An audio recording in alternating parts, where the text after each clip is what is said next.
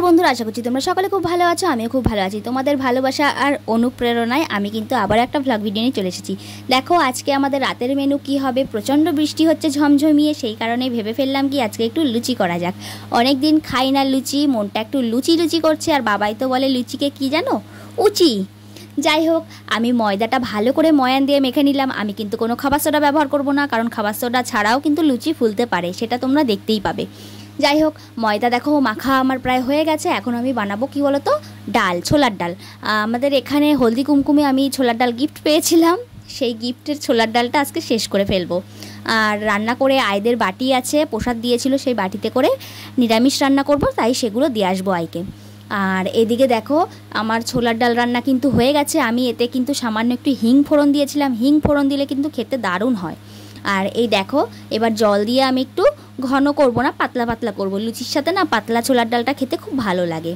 আর তোমাদের দাদাভাই আবার ছোলার ডাল খায় না, তোমাদের দাদাভাইয়ের জন্য অন্য কিছু একটা করব। কি করি ভাবতে ভাবতে মাথায় আসলো তোমাদের দাদাভাই কিন্তু আলুর তরকারিটা খুব ভালো খায়। আলুর তরকারি বলতে মিষ্টির দোকানে যে আলুর তরকারিগুলো করে বা রাস্তায় যে আলুর তরকারিগুলো করে পেঁয়াজ রসুন দিয়ে, সেই আলুর তরকারিটা খুব ভালো খায়।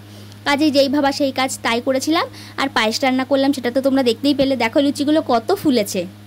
ভাবে একটু ময়ান দিলে আর একটু গরম জল দিয়ে যদি ময়দাটা মাখা হয়, কিছুক্ষণ রেখে দিলে যেমন লুচি থাকবে সফট নরম, তেমনই ফুলবে। ময়ানের ওপরে কিন্তু সব কিছুই হয়। আমার মা বলতো এই কথাটা, মার থেকেই শেখা। এখন মা নেই, কিন্তু মার সমস্ত শেখানো কাজগুলোই আমি করে আমার সংসারটাকে সেইভাবেই চালানোর চেষ্টা করি। একটা মা থাকলে যতটা শিক্ষা পাওয়া যায়, মা না থাকলে কিন্তু সেই শিক্ষাটা পাওয়া যায় না।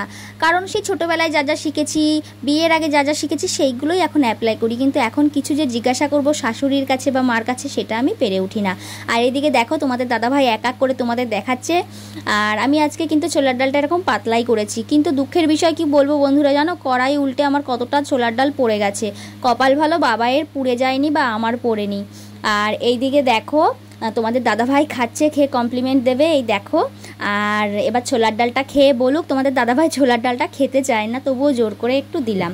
যাই হোক, তোমাদের কাছে ভিডিওটা কেমন লাগছে আশা করি কমেন্টের মাধ্যমে জানাতে ভুলবে না। ভিডিওটা ভালো লাগলে লাইক কমেন্ট শেয়ার করো, আর ফলো করতে ভুলো না। তাড়াতাড়ি করে তোমরা 15,000 সদস্য সংখ্যা করে দাও। সকলকে জানাই ধন্যবাদ।